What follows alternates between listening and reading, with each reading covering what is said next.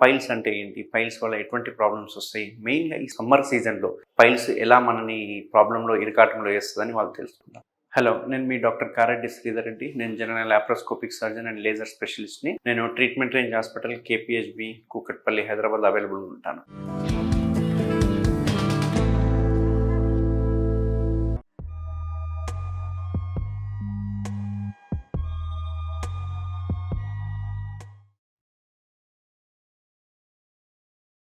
So, piles అంటే ఏంటి అంటే, మనకు మలద్వారం దగ్గర ముద్దలు ముద్దలుగా కనిపియడాన్ని, లేకుంటే తగిలడం గానీ, వాష్ చేసుకునేటప్పుడు ముద్దలు ముద్దలుగా తగలడం గానీ, లేకుంటే మోషన్ పోయేటప్పుడు ఏదో అడ్డం పడినట్టుగా ఉండడము, కొన్నిసార్లు బ్లీడింగ్ పడడము, కొన్నిసార్లు పెయిన్ రావడము, కొన్నిసార్లు ఇరిటేషన్, ఇచ్చింగ్, దురదలు ఉండడం ఇట్లాంటివన్నీ చూస్తూ ఉంటాం అన్నట్టు. ఇది ఎస్పెషల్లీ మనకు కొంచెం సమ్మర్ సీజన్‌లో చూసుకుంటే గనుక ఎక్కువ ఉంటుంది. ఎందుకు ఎక్కువ ఉంటుంది అంటే, సమ్మర్ వలన కొంచెం హీట్ ఎక్కువ ఉంటుంది కాబట్టి, మనం వాటర్ కంటెంట్ గనక బాడీకి సరిపడినంత తీసుకోకపోతే గనక, ఆ వాటర్ కంటెంట్‌ని మలం ద్వారా తీసుకోవడం వల్ల ఆ మలం అనేది గట్టిగా ఫామ్ అవుతుంది. అంటే స్టూల్స్ గట్టిగా ఫామ్ అవుతాయి. దానివల్ల ఏదో ఒక రోజు పొరపాటున మనం గట్టిగా ముక్కడం ఇట్లాంటివి చేసినప్పుడు ఆ పైల్స్ ఏవైతే ఉన్నాయో అవి మెల్లిగా పెరుక్కుంటూ కిందికి జారడం స్టార్ట్ అవుతుంటుంది. దీనివల్ల ప్రెషర్‌తో ఒకవేళ మోషన్ పోతే గనుక అప్పుడప్పుడు బ్లీడింగ్ కూడా అవుతుంది. పెయిన్‌లెస్ బ్లీడింగ్, పెయిన్ ఉండదు కానీ బ్లీడింగ్ అవుతూ ఉంటుంది అన్నట్టు. కొందరికి 2 ఉంటాయి. అంటే ఫిషర్ ఉంటుంది, పైల్స్ ఉంటాయి. ఇట్లాంటి వాళ్ళకి ఏమవుతుందంటే పెయిన్‌ఫుల్ బ్లీడింగ్ ఉంటుంది. అటు ఫిషర్ వలన పెయిన్ ఉంటుంది, బ్లీడింగ్ అనేది పైల్స్ వలన ఉంటుంది అన్నట్టు. ఇట్లా ఈ రకమైన కాంబినేషన్ ఉంటాయి ఒక్కొక్కసారి. అంటే ప్యూర్ పైల్సే ఉండాలని లేదు. కొందరికి ఫిషర్‌తో పాటు పైల్స్ ఉంటాయి. అట్లాంటి వాళ్ళకి ఏమైతదంటే పైల్స్ వలనేమో మోషన్ అడ్డం పడినట్టుగా ఉంటుంది, ఇచ్చింగ్, దురదలుంటాయి అండ్ ముద్దలు ముద్దలు తగులుతుంటాయి. అండ్ ఫిషర్ వలన చూసుకుంటే విపరీతమైన పెయిన్, బర్నింగ్ సెన్సేషను, బ్లీడింగు ఇట్లాంటివన్నీ చూస్తూ ఉంటాం అన్నట్టు. సో, ఇట్లా ఈ పైల్స్ ఉండడం వల్ల ఏమవుతుందంటే అటు కాన్సంట్రేట్ చేయలేము. ఏ పని చేసినా యానల్ కెనాల్ చుట్టే తిరుగుతుంటుంది. మన మైండ్ అంతా కూర్చోడానికి రాదు. అండ్ మోస్ట్ ఇంపార్టెంట్ ఏంది అంటే ఇట్లా బ్లీడింగ్ పోవడం వల్ల ఒక్కొక్కసారి రక్తహీనతలకు కూడా వెళ్ళిపోతూ ఉంటారు అన్నట్టు.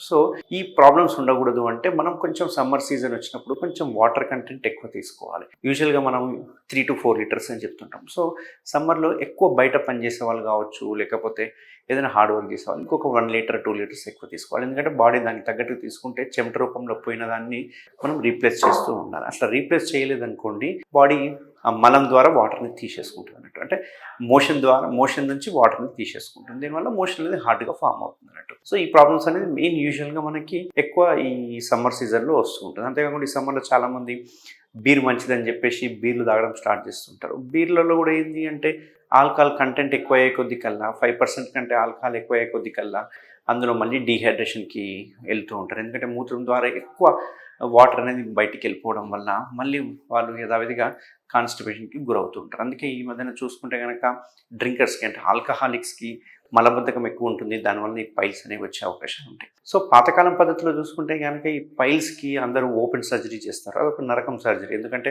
ఆ ఏరియాలో కోత పెట్టినా, మళ్ళా కుట్లేసినా అక్కడ చాలా విపరీతమైన పెయిన్ ఉంటుంది. ఆ పెయిన్ తట్టుకోలేక కొందరు భయంతోటి సర్జరీ కూడా చేయించుకోరన్నట్టు. సర్జరీ కూడా వద్దే వద్దు ఇలాగే ఉన్నా పర్వాలేదు కానీ సర్జరీ మాత్రం వద్దు అనే ఫీలింగ్‌కి వస్తుంటారు. బట్ మన టీఆర్ఎస్‌లో మనం చేసే సర్జరీ ఏదైతే ఉందో కంప్లీట్ లేజర్ సర్జరీ అన్నట్టు. ఈ లేజర్ సర్జరీలో ఏందంటే కంప్లీట్ పెయిన్‌లెస్ సర్జరీ. అసలు 1% కూడా పెయిన్ ఉండదు.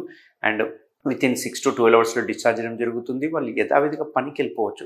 ఎటువంటి పథ్యం గానీ, ఎటువంటి బెడ్ రెస్ట్ గానీ, ఎటువంటి పెయిన్, బ్లీడింగు, కుట్లేయడము ఇట్లాంటివి ఏవి ఉండవన్నట్టు. జస్ట్ లేజర్ ద్వారా చేయడం జరుగుతుందన్నట్టు. అయితే కొన్నిసార్లు ఒక్కోసారి గ్రేడ్ అంటే మన పైల్స్‌లో కూడా గ్రేడ్స్ ఉంటాయి. 1, 2, 3, 4 అని చెప్పేసి. ఒకవేళ 3, 4 ఎక్కువ ఉన్నాయి. ముద్దలు ముద్దలు చాలా పెద్దగున్నాయి. బయటికొచ్చేసినాయి. అడ్డం పడుతున్నాయి. అట్లాంటి వాటి పైల్స్‌కుంటే గనక మనము దానికి స్టాప్లర్ అనే మెథడ్ ద్వారా చేస్తూ ఉంటాం. స్టాప్లర్ అంటే ఎంఐపీహెచ్ స్టాప్లర్స్ అంటుంటాం. అంటే ఈ స్టాప్లర్ వేయడం వల్ల ఏంటంటే రక్తనాళాలని కూడా మనము బ్లాక్ చేయడం జరుగుతుంది. బ్లాక్ చేయడం వల్ల ష్రింక్ అయిపోతాయి. పైల్స్ అనేవి ష్రింక్ అయిపోతూ ఉంటాయి. సో, నేను చెప్పే ఈ లేజర్ కావచ్చు, లేకపోతే ఈ స్టాప్లర్ కావచ్చు, ఏ మెథడ్ అయినా సరే చూసుకున్నా గానీ కంప్లీట్ పెయిన్‌లెస్ టెక్నిక్ అన్నట్టు. సో, అస్సలు పెయిన్ ఉండదు కాబట్టి ఎటువంటి రెస్ట్ గానీ, బెడ్ రెస్ట్ గానీ, పథ్యం గానీ అవసరం లేదు. వాళ్ళు యథావిధిగా వాళ్ళ డ్యూటీకి వితిన్ 1 డేలో 2 డేస్‌లో రెజ్యూమ్ అయిపోవచ్చు. మళ్ళీ యథావిధిగా వెళ్ళిపోవచ్చు అన్నట్టు. సో, ఇట్లా నేను చెప్పే సింప్టమ్స్ ఎవరైనా ఉంటే జాగ్రత్తలు తీసుకోండి ఖచ్చితంగా.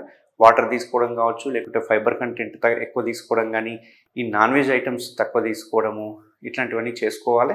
చేసుకోవడం వల్ల కొంతవరకు మనం ఈ నుంచి బయటపడడానికి అవకాశం ఉంటుంది. ఎవరైనా ఇలాగే నెగ్లెక్ట్ చేస్తే కనుక ఖచ్చితంగా వాళ్ళకి సర్జరీ అవసరం పడుతుంది. అందులో యూజువల్గా గ్రేడ్ 1, గ్రేడ్ 2 ఉంటే పెద్దగా సర్జరీ చేయాల్సిన అవసరం లేదు. ఒకవేళ సిమ్టమాటిక్గా ఉంటే మాత్రం చేయాలి.